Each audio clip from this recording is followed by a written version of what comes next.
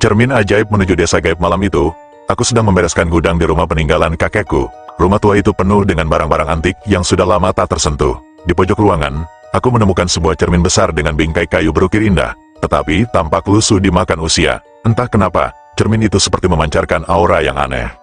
Ketika aku mencoba membersihkannya, tiba-tiba cermin itu bergetar. Sebuah bisikan halus terdengar, "Masuklah, temukan jalanmu." Aku terdiam, bulu kuduku meremang, rasa penasaran mengalahkan ketakutanku.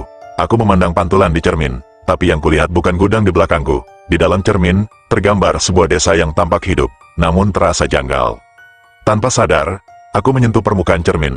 Tanganku terasa hangat, lalu tubuhku seperti tersedot ke dalamnya. Dalam sekejap, aku berada di tengah desa asing. Desa itu dipenuhi rumah-rumah kayu kuno, dan lampu minyak tergantung di sepanjang jalan. Anehnya, tak ada seorang pun terlihat. Aku berjalan perlahan, mencoba memahami di mana aku berada. Suasana desa sangat sunyi, hanya suara angin yang berhembus melewati pepohonan. Namun, aku merasa ada yang mengawasi dari balik jendela rumah-rumah itu. Ketika aku mendekati salah satu rumah, pintunya terbuka perlahan, dan seorang wanita tua dengan wajah pucat keluar. "Kamu bukan dari sini," katanya dengan suara serak. "Kamu telah membuka jalan, dan sekarang mereka akan mencarimu." Sebelum aku sempat bertanya lebih jauh, wanita itu menutup pintu dengan cepat. Seketika, suara langkah kaki terdengar di belakangku. Aku menoleh, dan kulihat bayangan hitam besar mendekat dengan cepat. Aku lari sekuat tenaga, mencari tempat untuk bersembunyi. Aku menemukan sebuah sumur tua di tengah desa dan bersembunyi di baliknya. Dari celah kecil, aku melihat makhluk itu. Wujudnya seperti manusia, tapi wajahnya rata tanpa mata, hidung, atau mulut. Makhluk itu bergerak seperti mencium jejakku. "Keluar dari sini sebelum matahari terbit, atau kau akan menjadi bagian dari desa ini selamanya." Suara wanita tua itu kembali terdengar, kali ini dari dalam pikiranku. Aku teringat cermin ajaib tadi. Jika aku masuk melalui cermin, maka mungkin aku harus mencarinya di sini untuk kembali. Tapi, di mana? Dengan keberanian yang tersisa, aku berlari menyusuri desa. Makhluk-makhluk aneh mulai bermunculan, mengejarku. Aku akhirnya menemukan sebuah bangunan besar di ujung desa, dengan cermin yang mirip seperti yang kutemukan di rumahku. Namun, cermin itu dijaga oleh sesosok pria tinggi dengan wajah setengah tengkorak. "Kau ingin kembali?" tanyanya dengan suara berat. Aku mengangguk sambil gemetar. "Ya, aku tak ingin di sini." "Bayar harganya," katanya sambil menyodorkan tangan. Aku tak tahu apa yang dimaksud, tapi tangannya terus mendekat, merasa terdesak. Aku berteriak dan menerobos ke arah cermin. Aku merasa tubuhku melayang lagi, lalu terjatuh keras ke lantai gudang. Ketika aku membuka mata, aku sudah kembali di rumah. Namun, cermin itu kini retak, dan pantulannya menunjukkan desa gaib itu. Aku segera menutupi cermin dengan kain tebal dan mengunci gudang. Namun, setiap malam, aku mendengar bisikan dari gudang itu, seolah-olah ada yang memanggilku untuk kembali. Setelah malam itu, aku mulai dihantui rasa tidak nyaman. Bisikan dari gudang semakin sering terdengar, dan terkadang pintu gudang bergetar seolah ada yang berusaha keluar dari dalam. Awalnya, aku mencoba mengabaikannya, tapi semakin aku mengabaikan, semakin kuat suara-suara itu. Pada suatu malam, saat aku sedang tidur, aku terbangun karena mendengar suara langkah kaki. Langkah itu terdengar pelan, menyeret-nyeret, seperti seseorang yang berjalan tanpa tenaga. Aku menyalakan lampu kamar dan mendapati pintu gudang sudah terbuka. Padahal aku yakin telah menguncinya rapat.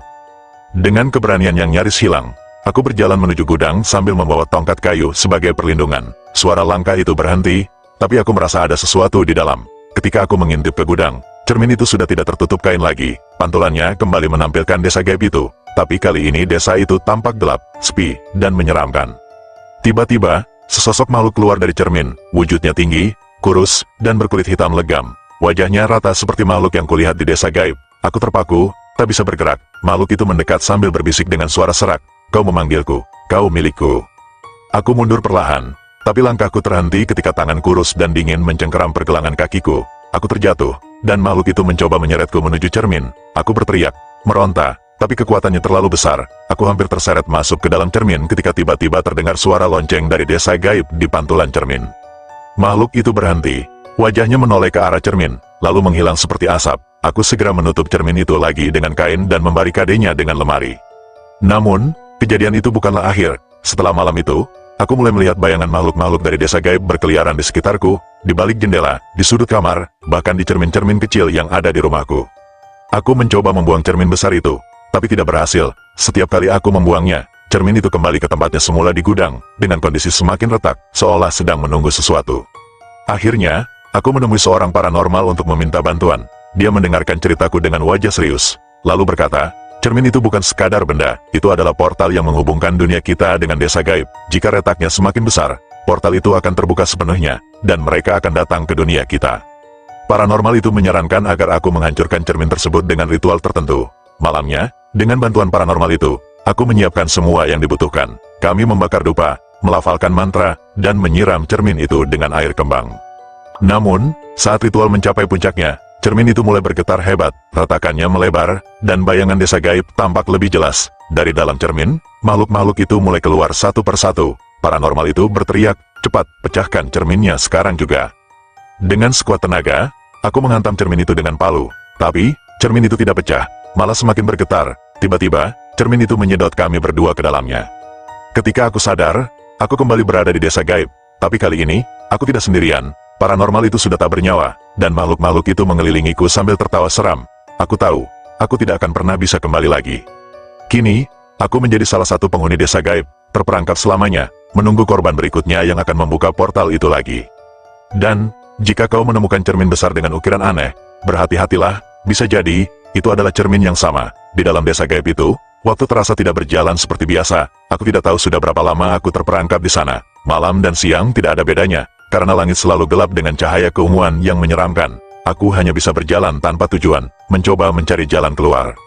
Para penghuni desa gaib, yang wajahnya rata tanpa ekspresi, selalu mengawasi setiap langkahku. Mereka tidak menyerang, tetapi kehadiran mereka membuat tubuhku gemetar. Kadang-kadang aku mendengar suara-suara tawa atau tangisan yang menggema, tetapi ketika aku mencari sumbernya, tidak ada apa-apa di sana. Sampai suatu hari, aku bertemu seorang pria tua yang tampak berbeda dari penghuni lainnya. Wajahnya terlihat normal, walau matanya tampak redup dan penuh kesedihan. Dia duduk di depan sebuah rumah kecil, seperti sedang menungguku. "Kau tersesat?" "Ya," tanyanya dengan suara pelan. Aku mengangguk, berharap pria itu bisa membantuku. "Setiap orang yang masuk ke desa ini punya satu kesempatan untuk keluar," katanya, "tapi jalan keluarnya berbahaya." Aku langsung bertanya apa yang harus aku lakukan untuk kembali ke dunia nyata. Pria itu menunjuk sebuah pohon besar yang berdiri di tengah desa. Pohon itu tampak mati, tanpa daun, tetapi akar-akarnya menyebar luas seperti gurita. "Di bawah pohon itu ada pintu menuju duniamu, tapi kau harus melewati penjaga terakhir. Dia tidak akan membiarkanmu pergi begitu saja," jelas pria itu. Aku tidak punya pilihan lain. Dengan rasa takut yang menggelayut, aku memutuskan untuk pergi ke pohon tersebut.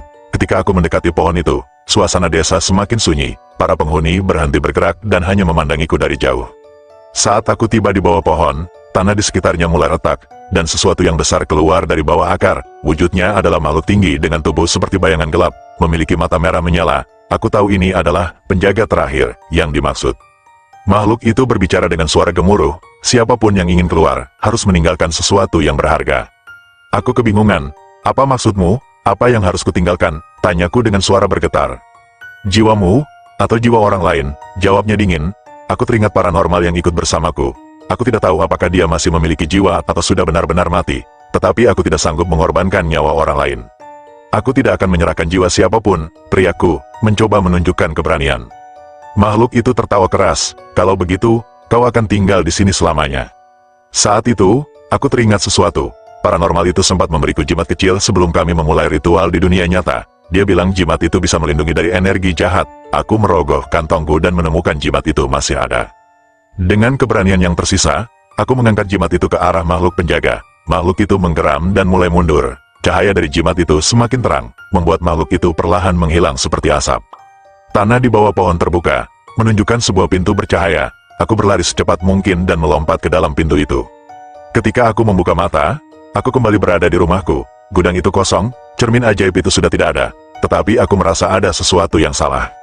Saat aku melihat pantulan di cermin kamar mandiku, bayangan desa gaib itu masih ada, dan di belakangku, aku melihat sesosok bayangan hitam dengan mata merah. Mereka tidak pernah benar-benar melepaskanku. Sejak malam itu, hidupku tak pernah sama lagi. Meski aku berhasil keluar dari desa gaib, mereka terus mengawasiku. Setiap kali aku bercermin, aku melihat desa itu, gelap dan mencekam, dengan makhluk-makhluknya yang hanya berdiri diam, menatap ke arahku. Bayangan hitam dengan mata merah menjadi yang paling sering muncul. Kadang ia hanya berdiri di belakangku, tak melakukan apa-apa, tetapi kehadirannya membuatku sulit bernapas. Aku mencoba menghindari cermin, bahkan menutupi semua cermin di rumahku dengan kain. Tapi tidak ada gunanya, mereka muncul di permukaan apa saja yang bisa memantulkan, seperti jendela, bahkan genangan air. Paranormal yang kubawa ke desa gaib itu tetap mengganggu pikiranku. Meskipun tubuhnya tak bernyawa saat aku melarikan diri, aku merasa dia belum benar-benar pergi. Suatu malam, aku mendengar suara samar-samar memanggil namaku. Suara itu mirip dengan suaranya. "Bantu aku," Suara itu memohon, terdengar jelas di dekatku meski aku sendirian. Aku terbangun dalam keringat dingin. Tidak mungkin itu nyata, pikirku. Namun, saat aku menoleh ke sudut kamar, aku melihatnya. Sosok paranormal itu berdiri dengan tubuh penuh luka, dan tatapan matanya kosong. "Kenapa kau meninggalkanku?" tanyanya dengan nada dingin. Tubuhku membeku. Aku mencoba berbicara, tapi suaraku tercekat. Sosok itu mendekat, tangannya yang dingin menyentuh bahuku. "Kau belum selesai. Desa itu masih memanggilmu," bisiknya sebelum menghilang begitu saja. Pagi harinya, aku memutuskan untuk menemui seorang dukun yang dikenal bisa menangani hal-hal gaib. Ketika aku menceritakan semuanya, dia hanya menggeleng. "Desa gaib itu tidak akan pernah melepaskanmu. Kamu sudah menjadi bagian dari mereka. Tapi, ada satu cara untuk menghentikan mereka datang," katanya. "Apa caranya?" tanyaku. Penuh harap, "Kamu harus kembali ke desa itu dan menutup portalnya dari dalam. Tapi itu berarti kamu harus mengorbankan sesuatu, dirimu sendiri atau seseorang yang bisa menggantikanmu." Aku tidak tahu harus bagaimana. Kembali ke desa itu berarti aku akan terjebak selamanya. Tapi jika tidak, makhluk-makhluk itu akan terus menghantuiku, bahkan mungkin melukai orang-orang di sekitarku. Setelah berpikir lama, aku memutuskan untuk kembali, bukan untuk mengorbankan orang lain, tapi untuk memastikan desa itu tidak akan menyentuh dunia nyata lagi. Dengan bantuan dukun itu, aku melakukan ritual untuk membuka kembali portalnya. Cermin yang sebelumnya hilang tiba-tiba muncul kembali di gudang. Kali ini, pantulan di cermin menunjukkan desa gaib yang lebih gelap dan mencekam. Aku melangkah masuk dengan hati penuh ketakutan. Saat sampai di desa itu, aku langsung menuju pohon besar yang pernah menjadi jalan keluarku. Kali ini, makhluk-makhluk di desa itu tidak hanya mengawasiku, mereka mulai mendekat. Dengan tangan-tangan dingin mencoba meraihnya. Aku berlari, menghindar, hingga akhirnya tiba di bawah pohon. Penjaga terakhir muncul kembali, lebih besar dan menakutkan dari sebelumnya. Kembali lagi, "Hah!" suaranya bergema, penuh kemarahan. Aku mengangkat jimat yang sama seperti sebelumnya. Namun, kali ini cahaya jimat itu tidak sekuat dulu. Penjaga itu tertawa, suaranya mengguncang tanah di sekitarku. "Kau tak bisa lari lagi," katanya sambil mengayunkan tangannya ke arahku. Dengan sisa keberanian, aku menusukkan jimat itu ke akar pohon. Tiba-tiba, desa itu mulai bergetar, langit berubah menjadi merah darah, dan suara jeritan terdengar dari segala arah. Aku tahu ini akhir bagiku, tapi aku merasa lega. Jika aku terjebak di sini, setidaknya portal menuju dunia nyata akan tertutup selamanya. Saat desa itu mulai hancur, aku melihat cermin terakhir kali. Di pantulannya, aku melihat bayangan rumahku, yang kini aman dari pengaruh desa gaib. Aku menutup mata, menerima takdirku. Namun, saat aku membuka mata lagi, aku berada di kamar tidurku. Semua cermin di rumahku sudah retak, dan tak ada pantulan desa gaib lagi. Tapi di sudut ruangan, jimat yang kugunakan tergeletak, bercahaya lemah, seolah mengingatkanku bahwa meskipun desa itu tertutup, mereka mungkin masih menunggu sebuah celah untuk kembali. Setelah aku kembali ke dunia nyata, hidupku seolah kembali normal. Tidak ada lagi bisikan, tidak ada lagi bayangan di cermin. Namun, setiap malam, aku selalu merasa seperti diawasi. Aku mencoba meyakinkan diriku bahwa itu hanya trauma. Beberapa minggu berlalu, dan aku mulai percaya bahwa semuanya benar-benar sudah selesai. Tapi malam itu, aku mengalami mimpi yang sangat nyata. Dalam mimpi itu, aku kembali berada di desa gaib. Langit merah darah, pohon besar yang dulu menjadi portal kini hangus. Tetapi makhluk-makhluk itu masih ada di sana, berdiri diam menatapku. Di tengah mimpi itu, aku mendengar suara penjaga terakhir. "Kau mungkin telah menutup pintu, tetapi kami masih menunggumu," atau yang berikutnya. Aku terbangun dengan tubuh penuh keringat. Itu hanya mimpi, pikirku. Tapi ketika aku melihat ke lantai, aku menemukan jejak kaki berlumpur menuju pintu kamar. Dengan rasa takut, aku mengikuti jejak itu, yang mengarah ke gudang. Di dalam gudang, aku menemukan cermin itu lagi. Kali ini, cermin itu retak total, tapi pantulannya masih menunjukkan desa gaib. Aku mendengar suara jeritan dari dalam cermin, memanggil-manggil namaku.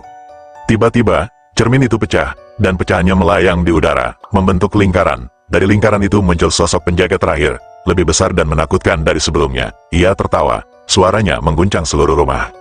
"Kau pikir kau bisa lolos dari kami selamanya?" katanya. "Kami telah memilihmu sebagai pintu, dan pintu itu harus tetap terbuka."